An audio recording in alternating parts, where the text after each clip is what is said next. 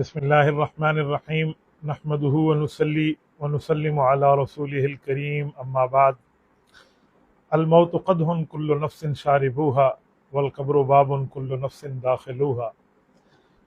حضرت مولانا حامد الحق شہید رحمۃ اللہ علیہ، شہید ابن شہید، شہادت پہ تو ہر مسلمان کو خوشی ہوتی ہے، لیکن غم جدائی کا ہوتا ہے۔ میں اسی غم میں، جدائی کے غم میں شرکت کے لیے اپنے بھائی محترم مولانا عبدالحق ثانی صاحب کے پاس، حضرت مولانا شاہ صاحب کے پاس حاضر ہوا ہوں۔ میں اپنی بیماری کے سلسلے میں کچھ بیمار تھا، تو باہر ملک بھی تھا۔ میں نے ابھی برادر محترم سے کہا کہ تاخیر ہوئی تو کچھ باعث تاخیر بھی تھا، باقی حقانیہ ہم سب کا اپنا گھر ہے۔ اللہ جل شانہ ان کے اوپر اپنے کرم اور فضل کو جاری اور ساری فرمائے۔ اللہ حضرت مولانا حامد الحق صاحب اور ان کے تمام اکابر کی قبور کے اوپر کروڑوں اربوں خربوں رحمت نازل فرمائے۔ اللہ جل شانہ ہمارے بھائی عبدالحق صاحب کو ان کا جانشین بنائے، صحیح طور پہ ان کی ذمہ داریاں سنبھالنے کی توفیق عطا فرمائے۔ اللہ ہم سب کو بھی ان کے مشن کا، ان کے فیض کا ہم کو حصہ عطا فرمائے۔ اللہ جل شانہ اس گلشن کو یوں شاد اور آباد رکھے۔ تمام دعائیں ہمارے ساتھ ہیں۔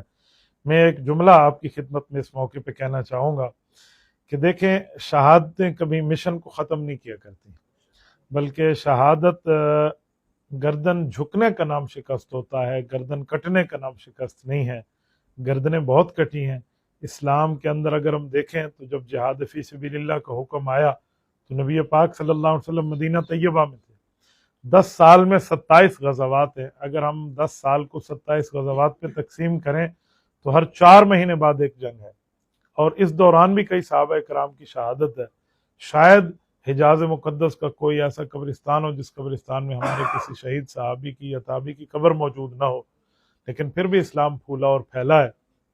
اللہ جل شانہ ان کی شہادت کو قبول فرمائے، لیکن اس سے مشن نہیں روکا کرتے، اس سے موقف کو دھچکا نہیں پہنچا کرتا، وہ آگے چلیں گے۔ دیکھیں، حضرت مولانا عبدالحق رحمۃ اللہ علیہ دنیا سے چلے گئے، مولانا عبدالحق ثانی کی شکل میں ان کے نام کے ساتھ ان کے کاز اور ان کے کام کے ساتھ موجود ہیں۔ بس میری دعا ہے اللہ جل شانہ ان سب کی حفاظت فرمائے، اللہ جل شانہ اپنے کرم اور فضل کو جاری فرمائے۔ جزاکم اللہ تعالی، وآخر دعوانا ان الحمد للہ رب العالمین۔